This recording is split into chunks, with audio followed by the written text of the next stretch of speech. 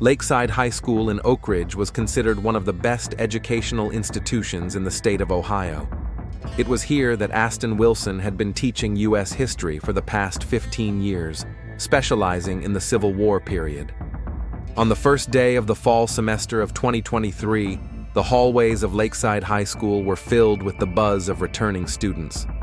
Aston stood by the bulletin board, posting his class schedule. At 42, he looked younger thanks to regular jogging and his fit physique. "Good morning, Mr. Wilson," Principal Douglas Andrews called out as he passed by. "Ready to inspire young minds again?" Aston smiled and nodded. Over the course of his career, he had earned a reputation as a teacher who could engage even the most apathetic students. He had won the district's Teacher of the Year award 3 times, and his teaching methods were regularly discussed at state education conferences. Aston's students often won history competitions, and the percentage of his students who were accepted into prestigious colleges was higher than the state average. In the teacher's lounge, colleagues were discussing the upcoming year. Carol Jenkins, an English teacher, announced that a new student had joined the graduating class. "Aubrey Thompson," she said, looking at the list. "Transferred from Portland. Excellent grades. Principal Andrews says she has a brilliant essay on the impact of the Civil War on the current political situation. Aston, I think she'll love your classes." Aston nodded, making a mental note to pay attention to the new girl. Returning home that evening, Aston entered the spacious 2-story house in the suburbs of Oak Ridge. He and Melissa had always taken pride in their home. The immaculate lawn, the modern interior, and the kitchen that Melissa, a real estate agent, had always dreamed of. 15 years of marriage had created a comfortable but predictable routine. "I'm home," Aston announced as he walked into the living room, where Melissa was reviewing real estate sales documents. "How was your first day?" she asked, without looking up from her papers. "The usual. New faces, old problems." Melissa looked up and smiled. "I have news. I've been offered a partnership at the agency." "That's wonderful," Aston replied after a pause. His wife's successes always gave him mixed feelings. On the one hand, he was proud of her, but on the other, with each promotion, the gap between their incomes widened. At dinner, they discussed buying a new car and a possible Christmas vacation. A normal conversation, a normal evening. Later, Aston retired to his study, where he spent most of his time immersed in historical documents and preparing for classes. In recent years, he had increasingly sought refuge in books and documentaries about the Civil War, finding in the past what he lacked in the present: passion, meaning, the feeling that his actions were changing the world. The next day, Aston saw Aubrey Thompson for the first time. She stood out from the other students not because of her appearance, but because of a certain inner tension, a restrained energy that he immediately sensed. Her dark hair was pulled back in a casual bun. She wore minimal makeup and simple clothes, nothing provocative. But when she spoke, answering a question about the consequences of the Battle of Gettysburg, the class fell silent, captivated by the depth of her analysis. After class, Aston asked her to stay behind. "Your essay on the political consequences of the Civil War impressed the principal," he said. "Are you interested in history?" Aubrey nodded, looking not at him but somewhere off to the side. "I like to see the connections between events, how one decision can change the lives of millions of people." There was a note of bitterness in her voice that intrigued Aston. Many students wanted to impress their teachers, but few showed genuine interest in the subject. "Did you move to Oak Ridge recently?" "Yes, this summer," she replied. "After my mother died, my father decided we needed a fresh start." Aston noticed her fingers nervously fiddling with the strap of her bag. "I'm very sorry," he said sincerely. "If you need any extra help adjusting or with your studies, I'm always here to help." She looked him straight in the eye for the first time, her gaze sharp and assessing, as if testing his sincerity. Then she nodded and left the classroom. In the staff room, Aston asked the school psychologist about Aubrey. "It's a difficult case," Mrs. Clark sighed. "Her mother died of cancer a year ago. Her father is Baxter Thompson, owner of a construction company. According to information from her previous school, the relationship between them is tense. She has become withdrawn since her mother's death. In the weeks that followed, Aston watched Aubrey. She rarely participated in the social life of the school. Most often, she could be seen in the library or the schoolyard, always alone, with a book or a laptop. The only exception was Caitlin Reed, a red-haired girl from a parallel class, with whom Aubrey sometimes had lunch. At a parent-teacher conference, Aston met Baxter Thompson, a tall man with an authoritative voice and a stern gaze. "How is my daughter doing?" he asked without preamble. "Aubrey is very talented, especially in analyzing historical events," Aston replied. "She has great potential." "Good. I hope she'll finally focus on her studies here, rather than her fantasies," Baxter said sharply, as if giving orders to subordinates. She had discipline problems at her last school after the death of her mother, Ellen. "Sometimes teenagers need time to cope with loss," Aston remarked cautiously. Baxter waved his hand dismissively. "We all have to cope with loss, Mr. Wilson. I expect the school to teach her responsibility and discipline. That's all she needs." After that conversation, Aston began to notice that Aubrey often stayed after class, asking questions about material that went far beyond the school curriculum. Her interest in history seemed genuine, but Aston felt there was another reason. One day in October, as they discussed the conflicting motives of Confederate leaders, Aubrey suddenly asked, "Do you believe a person can change completely, Mr. Wilson?" Aston thought for a moment. History shows that people are capable of radical change under the influence of circumstances, but basic character traits usually remain. What if the basic traits are bad? Can that be fixed? Something flashed in her eyes that made Aston wary. "Are you talking about someone in particular?" he asked cautiously. Aubrey looked away. "Just thoughts. Sometimes it seems that some people can't or don't want to see how their actions affect others." After a short pause, she added, "Thank you for talking to me, Mr. Wilson. It's easy to talk to you, unlike most adults." In November, Aston offered his students a special project, researching little-known aspects of the Civil War. Aubrey chose the topic of female spies and their influence on the course of the war. She often stayed after class for consultations, and gradually their conversations went beyond the scope of the course material. Aston learned that Aubrey dreamed of studying history in college, but her father insisted on a business education. That after her mother's death, they had moved from Portland, leaving behind all their familiar places and friends. That Baxter had immersed himself in work, and Aubrey felt invisible in her own home. "Sometimes I imagine just disappearing," she said once, looking out the window at the empty schoolyard. "I wonder how long he would look for me." Aston felt uneasy. "Aubrey, if things are difficult at home, there are people who can help. The school psychologist." She smiled bitterly. "Mrs. Clark? She already tried to talk to my father. He convinced her that I'm just being dramatic to get attention." That evening, when he returned home, Aston couldn't stop thinking about Aubrey. He saw in her a talent that could be ruined by her father's indifference. But there was another reason for his concern. Something in her intelligent eyes and insightful questions made him feel seen, not as a teacher, but as a person. It was a new and unexpectedly exciting feeling.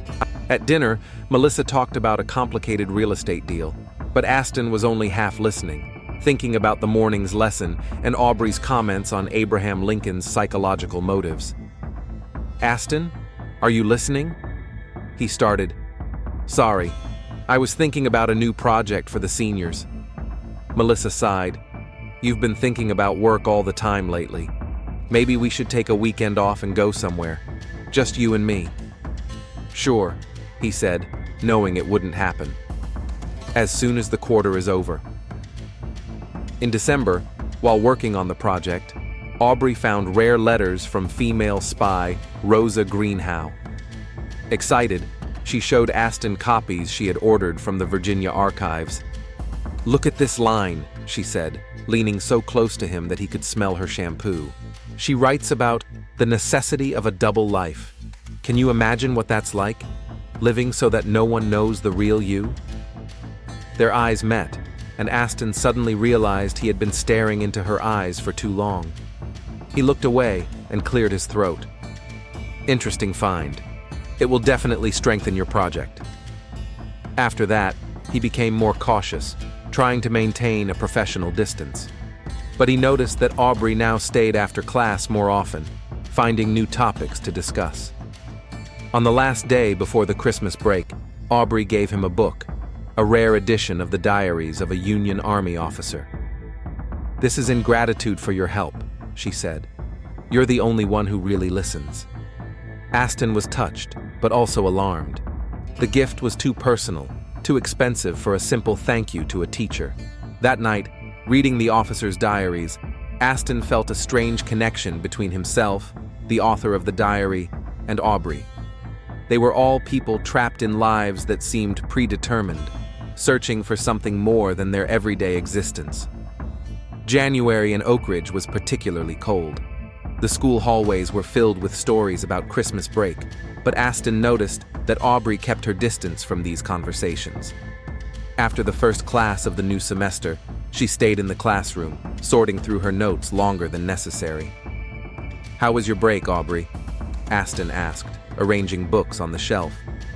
She looked up, and he noticed the shadows under her eyes. "My father was busy on site most of the time. I mostly read." "The book you gave me is amazing. I found details in it that aren't even mentioned in academic works." A shadow of a smile flitted across her face. "I knew you would appreciate it. No one else would understand." In that sentence, Aston sensed more than just a comment about the book. It seemed that Aubrey was looking for someone who understood her on a deeper level. "You know," she continued more quietly, "it was the first holiday without my mother. Dad didn't even want to put up a tree. He said it was a waste of time." Aston gently placed his hand on her shoulder. "The first year is always the hardest. When I lost my father, I thought the holidays would never be the same again." "How did you cope?" "Honestly, not right away. But over time, I realized that the memory of him lives on in the traditions we preserve." Aubrey nodded, her eyes glistening with unshed tears. "Mom always baked gingerbread cookies I tried this year, but they turned out terrible. Dad didn't even try them." This simple story about gingerbread cookies was the first truly personal moment between them. From that day on, Aubrey began to stay after class more often, each time revealing a new piece of her life to Aston. She told him about her mother, an artist who taught her to see beauty in the little things. She talked about how her father had changed after her mother's death, immersing himself in work and distancing himself from his daughter. She talked about how she had problems at her previous school because of panic attacks that began after the funeral. "Sometimes I just couldn't breathe," she admitted. "The teachers thought I was trying to get attention. My father sent me to a psychiatrist, but only once. He said I just needed to pull myself together." Aston listened with growing concern. He knew he should refer her to the school psychologist, but he was afraid that would destroy the trust she had placed in him. "How often do you have these attacks now?" "Less often. Mostly when I'm home alone and start thinking too much. It's easier at school, especially in your classes." Her gaze, direct and open, made Aston feel both proud and anxious. At home, Aston began to notice how often he thought about Aubrey and her problems. He caught himself mentioning her in conversations with Melissa. "Your gifted student again?" she asked one evening as he talked about Aubrey's project. "You talk about her at every dinner." "She's talented, but she has a difficult situation at home. I'm just trying to help." Melissa put down her fork. "Aston, I understand your desire to help your students, but there are professional boundaries and other specialists for such cases." "I know my boundaries, Mel," he replied more sharply than he intended. "Really?" She looked at him intently. "Then why were you checking her work until midnight on Saturday? Why did you forget about our dinner with the Hendersons when you were writing her recommendation?" Aston was at a loss for words. Melissa was right. His preoccupation with Aubrey's problems crossed professional boundaries, but he couldn't stop thinking about the girl who so desperately needed support. In February, Aubrey received the highest grade for her project on female spies. After the results were announced, she lingered in the empty classroom. "Thank you, Mr. Wilson, I couldn't have done it without your help." "It's all thanks to you, Aubrey. Your analysis of Rosa Greenhouse's psychological motives was brilliant." She moved closer, her voice softening. "You know, I think I understand her. Living a double life, hiding my true feelings, is like my life at home. I play the role of the perfect daughter my father wants to see, but inside, I'm completely different." "Who are you inside?" Aston asked, realizing that the conversation was venturing into dangerous personal territory. "A person no one knows," she met his gaze. "Except, perhaps you. You see the real me, don't you?" The moment was so emotionally charged that Aston physically took a step back. "Aubrey, I'm your teacher. I'm here to help you with academic matters." "Of course." She turned away, and he saw her shoulders tense. That night, Aston lay awake for a long time. Melissa slept beside him as he stared at the ceiling, trying to sort out his feelings.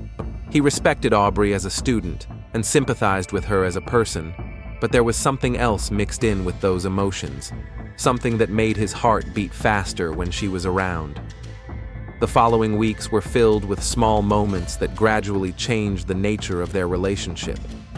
Aubrey left articles about historical events for him with personal notes in the margins. He found rare books from his collection for her. She wrote essays that seemed to be addressed personally to him, rather than for school assignments. In March, the tension in Aston's marriage reached a new peak. After a particularly difficult day at work, Melissa announced that she had been promoted to senior partner at the agency. "It means more responsibility, but also a significant pay raise," she said. "We can finally think about that house by the lake we talked about." Instead of feeling happy, Aston felt strangely irritated. "You're hardly ever home as it is.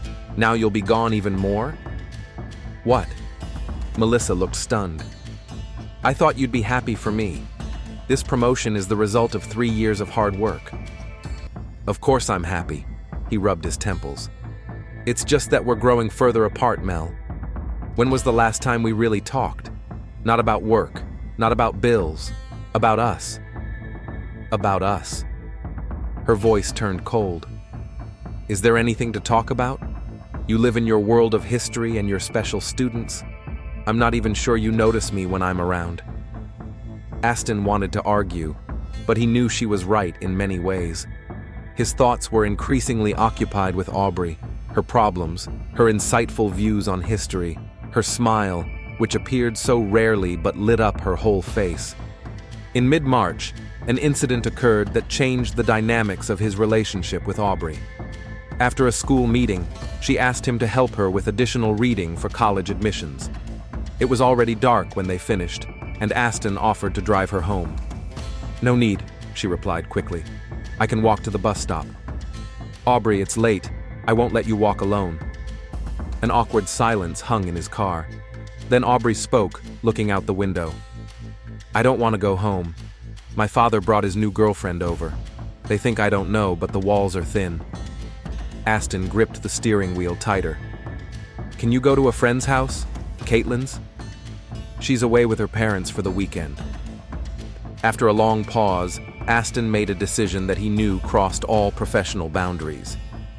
"There's a cafe not far from here. We could have a coffee and discuss your situation." The Bluebird Cafe was a quiet place where students or other teachers from Lakeside rarely went. They sat in a far corner, Aubrey with tea, Aston with black coffee. "It's not right," she said quietly. "Mom died only a year and a half ago, and he already acts like she was never there." "People deal with grief in different ways," Aston replied. "Some try to fill the void with new relationships. As if you could replace someone you loved with someone else." Her eyes met his. "You wouldn't do that if you lost someone important." Aston sensed that the conversation was veering into dangerous territory again. "Aubrey, I can't judge your father, and you might want to talk to him about your feelings." "He won't listen. No one will listen." She leaned closer. "Except you." There was so much despair and hope in her words, in her gaze, that Aston felt his resolve to keep his distance weakening. "I will always listen," he said, "but there are boundaries we must not cross." "Why? Because you're my teacher? Or because you're afraid of what you feel?" The question hung between them. Aston knew the right answer, knew he had to set clear boundaries, but instead he said, "Both are correct." After that evening, something changed. They began meeting at a cafe once a week, always under the pretext of discussing additional course material. Aston told himself he was simply supporting a talented student who lacked guidance. But he couldn't deny the thrill he felt when he saw her walk into the cafe, couldn't ignore how his gaze lingered on her in class. At home, he became more distant. Melissa noticed the changes but attributed them to end-of-year stress. She herself was working late, preparing for an important deal, and they had almost no time for each other. In early April, Aubrey came to their meeting at the cafe with her eyes red from crying. Without saying a word, she handed Aston her phone with an open email from her father. "I won't be able to attend your presentation. Urgent matters have come up at the Chicago site. Mrs. Peters will drive you," Aston read. "What presentation?" "The state history essay contest. Tomorrow. The one you've been helping me prepare for 3 months." Aston understood how important this competition was to Aubrey. Winning could significantly improve her chances of getting into a prestigious university. "He's known about it since February," she continued, "but his girlfriend wants to go to Chicago for the weekend, so he's off the hook." Without thinking about the consequences, Aston said, "I'll go with you." "What?" "But it's a 2-hour drive and an overnight stay. I can drive you there and be back home by evening." Aubrey shook her head. "The final presentation is at 7 p.m. Then there's a reception. Everyone will be staying at a hotel overnight." Aston knew that offering to accompany a student on an overnight trip to another city was completely unacceptable. But seeing the desperation in her eyes, he found a compromise. "I can go as a representative of the school, officially. Principal Andrews said the school should be represented at such events. Would you do that for me? You deserve support, Aubrey, and I believe in your work." That night, as he told Melissa about the upcoming trip, Aston felt like a fraud. "I'll be gone Friday and Saturday," he said, gathering his papers into his briefcase. "The school is sending me to a history essay contest in Columbus." Melissa, immersed in her work on her laptop, nodded without looking up. "Okay, I'll be staying late at the office anyway. New deal." Aston looked at his wife, successful, beautiful, busy with her own world, and felt a gap opening between them that might be impossible to bridge.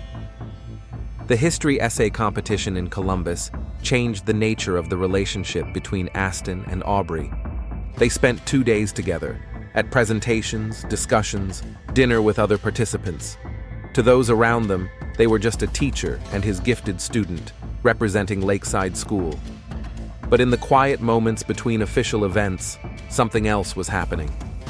On the evening after the awards ceremony, where Aubrey took second place, they stood on the hotel balcony looking out at the city lights.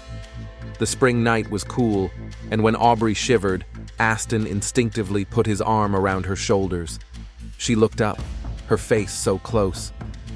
"Thank you for being here," she whispered. What happened next was a momentary impulse. Aston leaned in and kissed her. The moment stretched out, reality disappeared, and when he pulled away, they both looked stunned. "I'm Aubrey. I'm sorry, I shouldn't have," he began, but she shook her head. "Don't apologize. I've wanted this for a long time." Back in Oak Ridge, they silently agreed not to talk about what had happened. Aston was professional in class, but now he avoided looking Aubrey in the eye for too long. Their meetings at the cafe stopped for 2 weeks, until one day she appeared at his car after school. "We need to talk," she said. "Not at school." That evening, they met in the parking lot of the city park.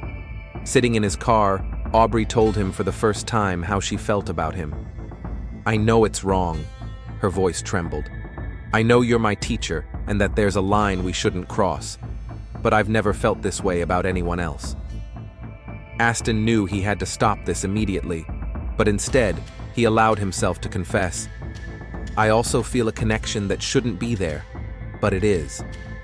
From that moment on, their relationship took on a new, dangerous character. They met twice a week, in the park, in his car, once in an empty history classroom after the school had emptied. Each time, Aston told himself that it was the last time, that he would stop this madness. And each time, he couldn't resist her eyes, her touch, her words about how he helped her feel alive for the first time since her mother's death.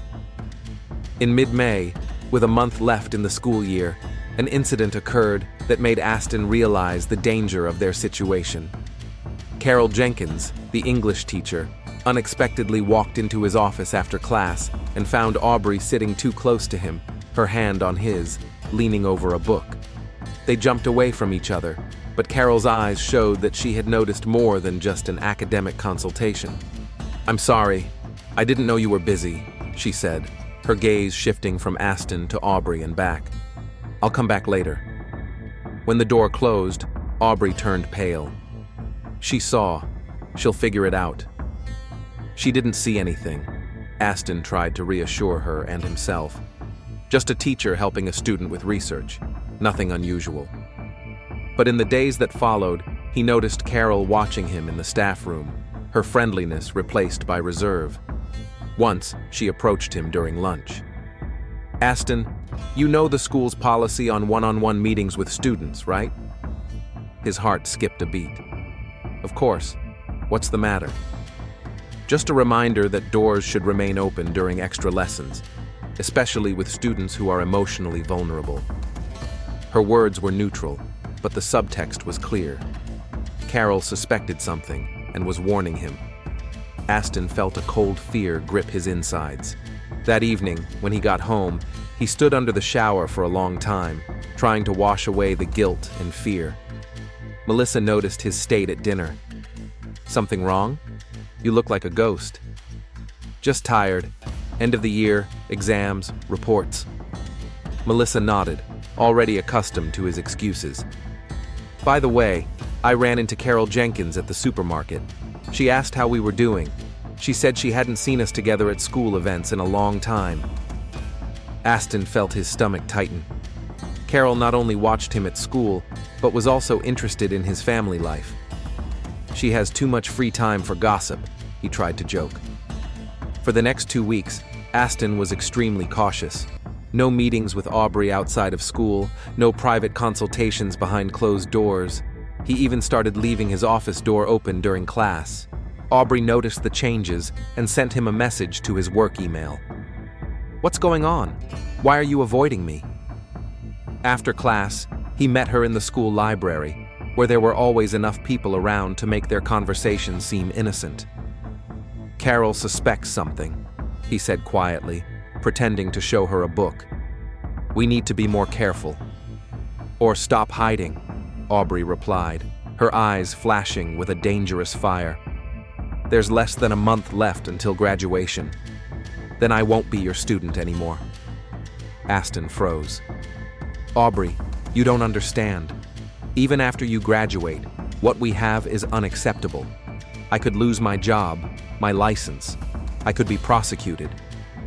"So your career is more important to you than me?" Her voice trembled with hurt. "That's not it. You're just so young. You have your whole life ahead of you. College, a career. I don't want to ruin your future." "My future is my business." Her eyes filled with tears. "I thought you were the only one who really cared about me. But you're just like my father. You think you know what's best for me." After that conversation, Aubrey became more distant in class, but Aston felt her gaze on him constantly. He knew he had to end their relationship for good, but every time he tried to find the right words, He remembered her vulnerability, her trust in him, and couldn't bring himself to cause her even more pain. In the last week of May, the situation came to a head. Caitlin Reed, Aubrey's best friend, approached him after class. "Mr. Wilson, can I talk to you? In private?" In the empty classroom, Caitlin looked nervous, but determined. "It's about Aubrey. She told me about you two." Aston felt the floor slip away beneath his feet. "I don't know what you're talking about. Please don't pretend. She told me everything, about the meetings, about what's going on between you." Panic gripped him. "Caitlin, I don't know what she told you, but there's nothing inappropriate between Aubrey and me. I'm her teacher. She's a talented student. That's all." Caitlin shook her head. "She showed me your messages, and the photos you took together in Columbus." Aston remembered the photos from the competition, ordinary pictures of a teacher and a student, but in some of them you could see how close they were standing, how he was looking at her. A professional ethics committee would see in those photos what they really were: inappropriate attraction. "What do you want, Caitlin?" he asked, feeling panic give way to despair. "Nothing." She looked offended. "I came because I'm worried about Aubrey. She's completely confused. She says she loves you, but at the same time she's afraid of this relationship. You're a grown man, Mr. Wilson. You should have stopped this." Her words hit the mark. Aston was indeed the one who should have stopped their relationship before it went this far. "I'll talk to her," he finally said. But when he tried to find Aubrey after school, she was gone. Instead, he received a message in his personal email, which they had never used to communicate before. "We need to have a serious talk. Tonight, 9 p.m., City Park, by the lake." At home, Aston was on pins and needles. He knew he had to end this relationship before it ruined his life. He could already picture the headlines in the local newspaper. "High school teacher accused of inappropriate relationship with student." He could see the faces of his colleagues, Melissa's contempt, Principal Andrew's disappointment. 15 years of an impeccable career destroyed by one wrong decision. That evening, after telling Melissa he was going to a late PTA meeting, Aston headed to the city park. On the way, he rehearsed what he would say. He had to be firm, but kind. To explain to Aubrey that their relationship had been a mistake, that he had failed her as a teacher and as an adult, that she deserved a normal, healthy relationship with someone her own age. The park was quiet and empty. Aston walked toward the lake, his heart pounding in his chest. He saw Aubrey's silhouette from a distance.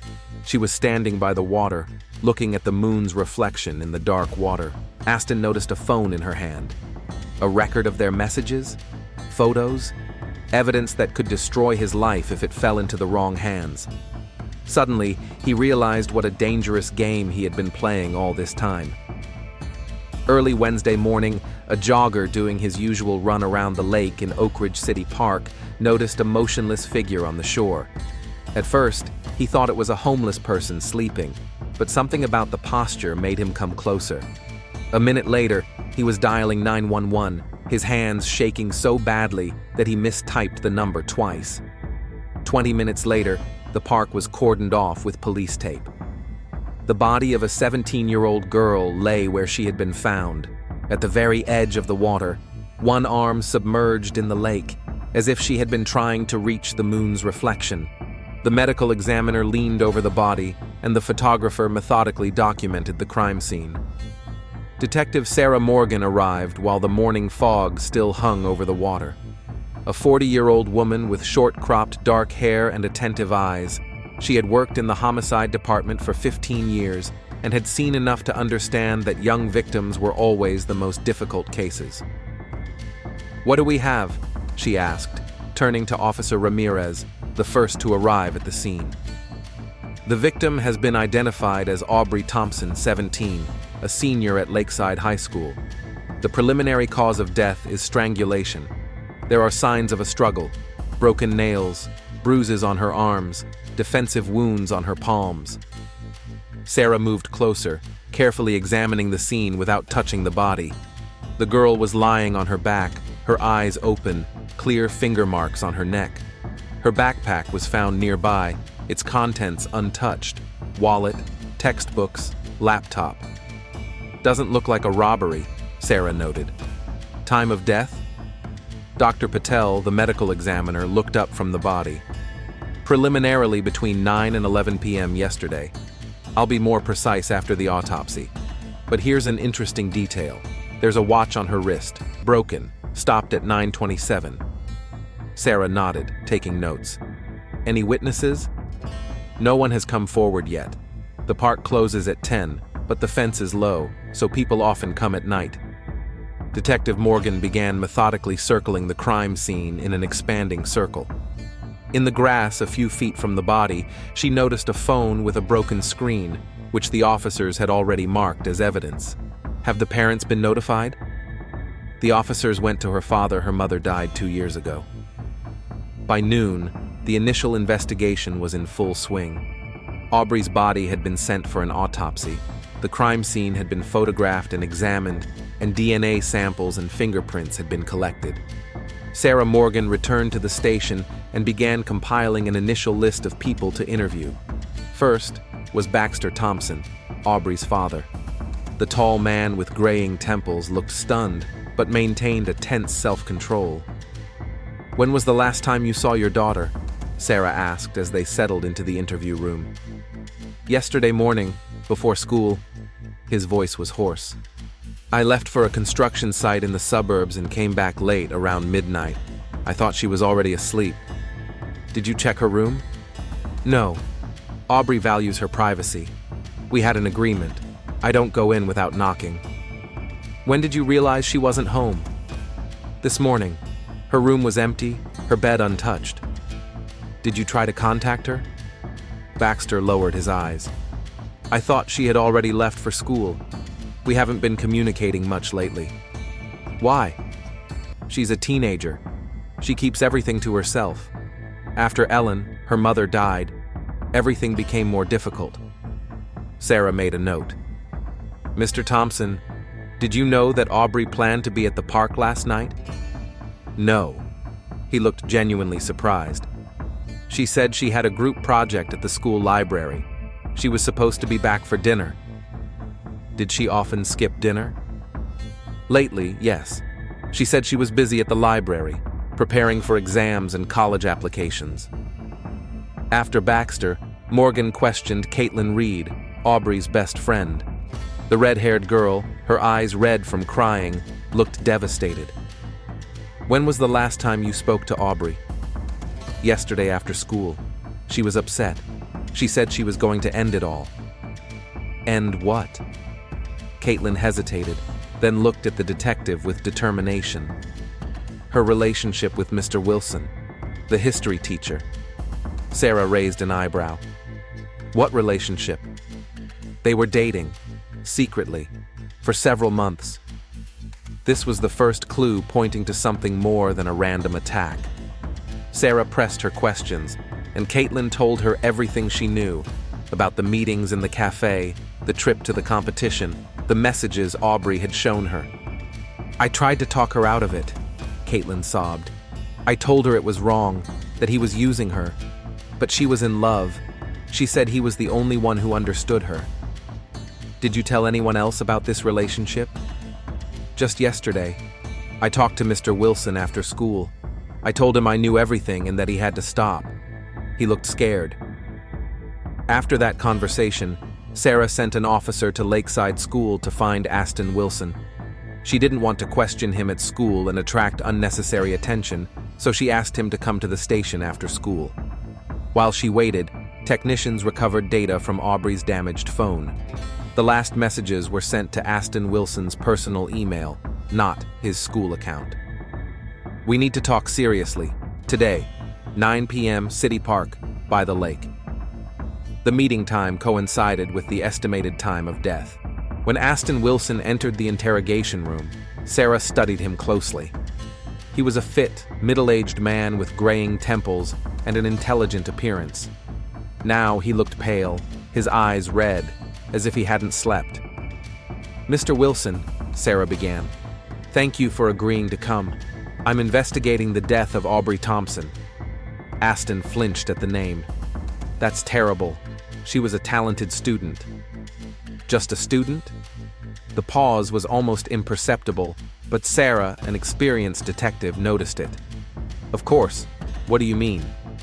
Mr. Wilson, we have information that you and Aubrey had a relationship that went beyond that of teacher and student. Is that true? He paled even more. I don't understand what you're talking about. Aubrey was a gifted student. I helped her with extra lessons, encouraged her interest in history, including the trip to Columbus for the competition, with an overnight stay. It was an official school event. I was traveling as a representative of the school. We have witnesses who claim to have seen you and Aubrey at the Bluebird Cafe in the evenings, outside of school hours. Aston swallowed.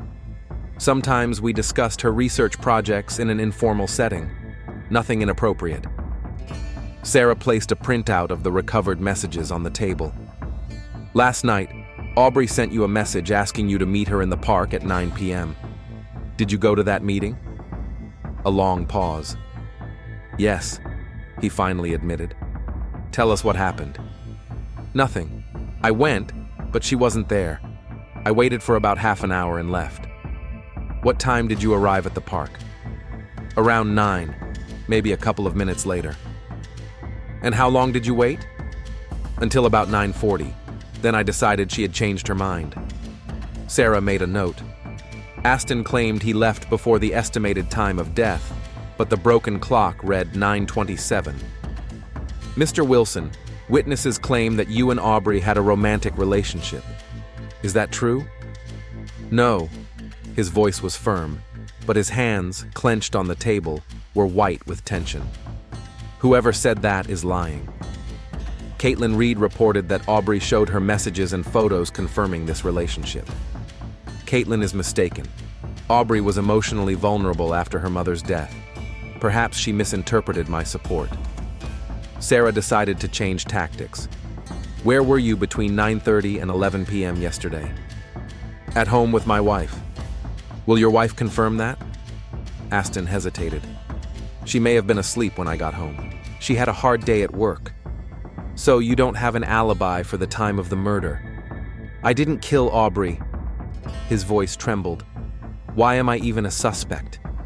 Because you had a secret meeting with the victim at the time and place of the murder. Because we have evidence of an inappropriate relationship between you.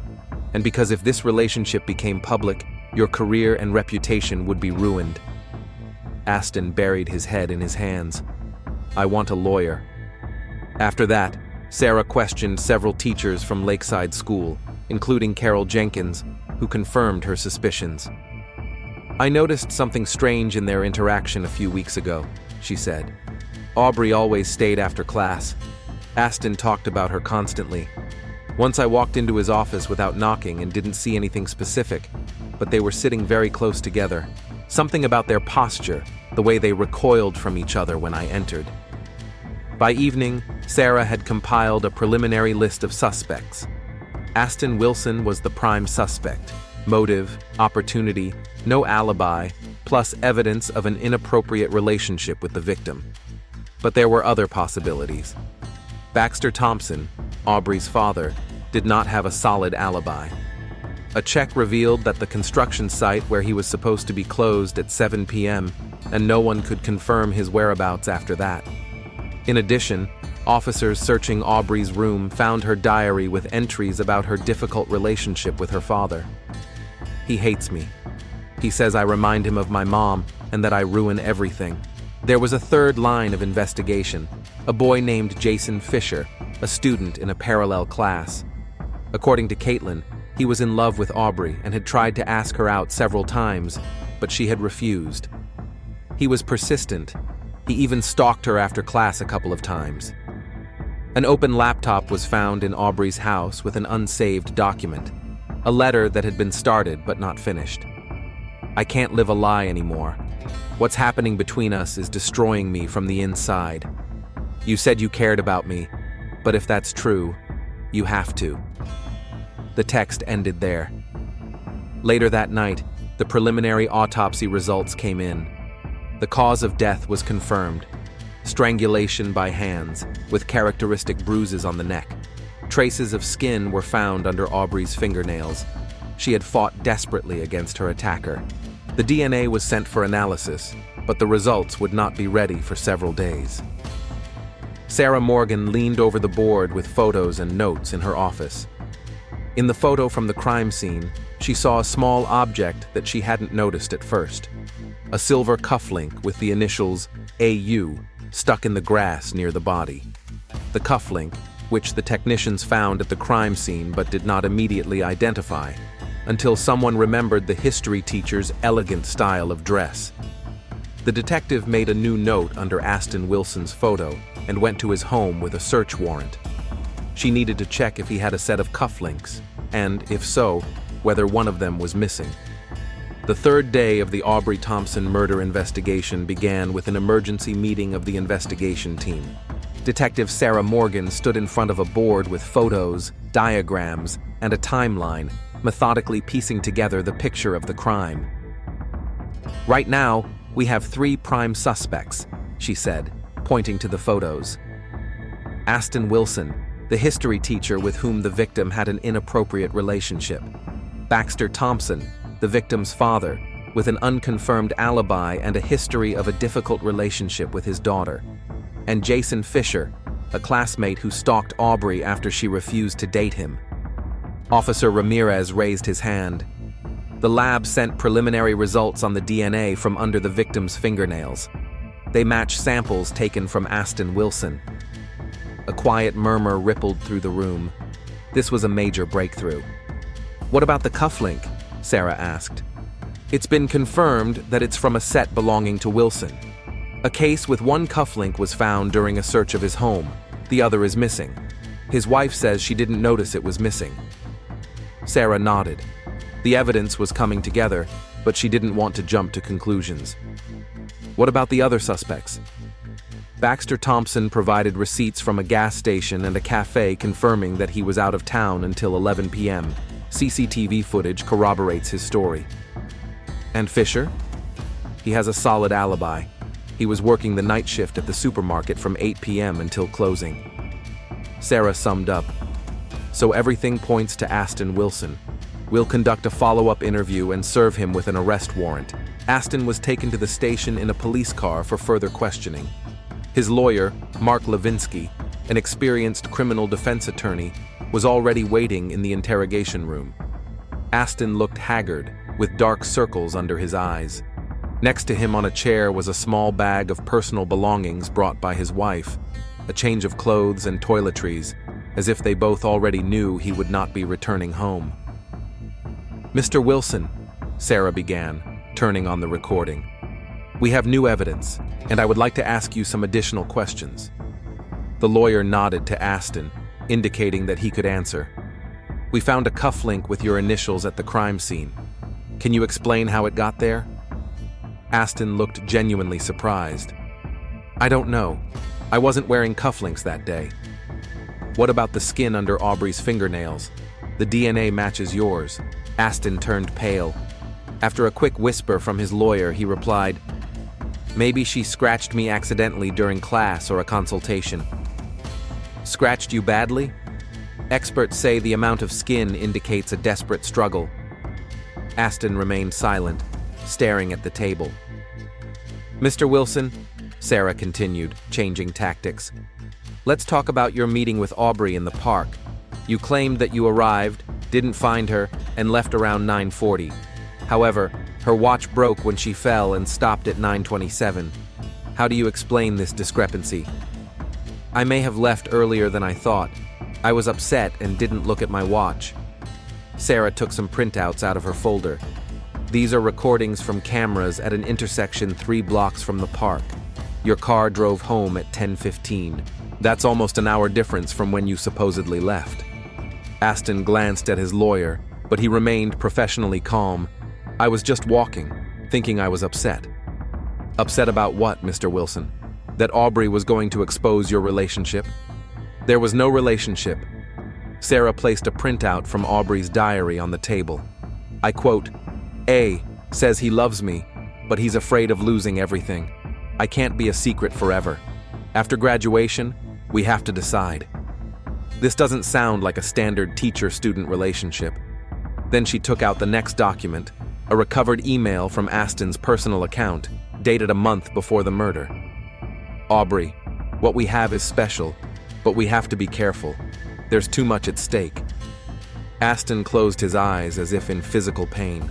Here's what happened, Mr. Wilson, Sarah said, leaning forward. Aubrey invited you to the park to discuss your relationship. She may have threatened to tell everyone if you didn't acknowledge it publicly after her graduation. You panicked, thinking about the consequences, losing your job, your license, your family, your freedom, and in a moment of desperation, you strangled her. Aston flinched but said nothing. It wasn't intentional, was it? Sarah continued more gently. You didn't plan to kill her. You just wanted her to keep quiet, maybe grabbed her by the shoulders or her arms, and then things got out of control. A heavy silence filled the room. Finally, Aston looked up, his eyes full of tears. She said she was going to tell everything, he whispered. She showed me her phone with our messages and photos and said she would send them to the principal, my wife, and the newspapers. That I was a monster who took advantage of her vulnerability. My client is not making any admissions, the lawyer quickly interjected, but Aston didn't seem to hear him. I just wanted to talk, to convince her to wait, to explain that after graduation we could try something real. But she said I was a coward and a liar, that I was just like her father, only thinking about myself. Aston's voice trembled. He spoke quickly, as if a dam had burst. She was screaming, and I was afraid someone would hear I tried to cover her mouth with my hand. She started to fight. Scratch, I didn't want to hurt her, I swear. I just held her until she stopped. He covered his face with his hands, his shoulders shaking. God, what have I done? I loved her. I really loved her. Sarah Morgan officially read Aston Wilson his rights and charged him with second-degree murder. 2 hours later, the lawyer reached an agreement on a plea of manslaughter in the heat of passion, which could reduce the sentence from life to 25 years. That same evening, Sarah visited Baxter Thompson's house to inform him of the arrest and confession. Teacher, Baxter looked shocked. All this time I had no idea. She talked about projects, research, but I was too busy to really listen.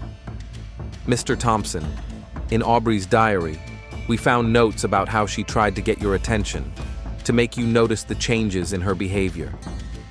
Baxter nodded, tears streaming down his face. After Ellen died, I just couldn't look at Aubrey without remembering her mother. And instead of helping my daughter cope with her loss, I made her feel even more alone. On her way back to the station, Sarah reflected on the tragic chain of events that led to Aubrey's death. The girl, who had lost her mother and her emotional connection with her father, sought understanding and love from the person who was supposed to protect her. Aston, feeling empty in his own marriage, found in his vulnerable student what he lacked: admiration, understanding, passion. Step by step, they crossed boundaries until they found themselves in a situation from which they saw no way out. The next day, the local newspaper published an article about the arrest of a respected history teacher on charges of murdering a student. Within hours, the news spread throughout Oak Ridge, causing shockwaves at Lakeside School. Principal Andrews called an emergency staff meeting, where he announced Aston's suspension and the appointment of psychologists to work with the students. Carol Jenkins, sitting in the front row, looked devastated. I should have said something sooner, she admitted to Sarah after the meeting. I saw the signs, but I didn't want to believe that Aston was capable of such a thing. Melissa Wilson filed for divorce the day after her husband's arrest, refusing to visit or have any contact with him. In an interview with local news, she said only, "I didn't know this man I lived with for 15 years." Caitlin Reed organized a memorial for Aubrey in the schoolyard, a simple stone with a plaque and a place for flowers. Students and teachers brought notes, photos, and memories of the quiet girl who loved history and wrote insightful essays about human nature. Aston Wilson's trial began 6 months after the murder. He pleaded guilty to involuntary manslaughter, avoiding a full trial. The judge sentenced him to 20 years in prison with the possibility of parole after 15 years. Baxter Thompson and Caitlin Reed were present at the sentencing. As Aston was led out of the courtroom, Baxter stood up and asked one question. "Why?" Aston paused for a moment. "I thought I loved her," he replied quietly. "But in the end, I realized I was more afraid of losing myself." Detective Sarah Morgan closed the case of Aubrey Thompson's murder, adding it to the long list of tragedies she had encountered in her career. But this case stayed with her, a story of how small compromises and crossed boundaries can lead to irreparable consequences. 6 months later, she visited Aubrey's grave in the city cemetery. A simple stone, flowers, a photo of a smiling girl who was not destined to graduate from school, go to college, live a full life. In prison, Aston Wilson began writing his memoirs, not for publication, but as a form of therapy recommended by a psychologist. In them, he tried to understand how a man with an impeccable reputation could have crossed the line, destroying not only his own life, but also the life of the one he thought he loved. Baxter Thompson sold his construction company and his house in Oak Ridge, donating a significant amount to create the Aubrey Fund to support teenagers experiencing the loss of a parent. He regularly spoke at schools about his daughter's story, warning about the signs that parents might miss and the importance of open communication. Caitlin Reed graduated from high school and enrolled in college, choosing psychology as her major. In her admissions essay, she wrote about her friendship with Aubrey and how it changed her understanding of emotional vulnerability and boundaries of trust.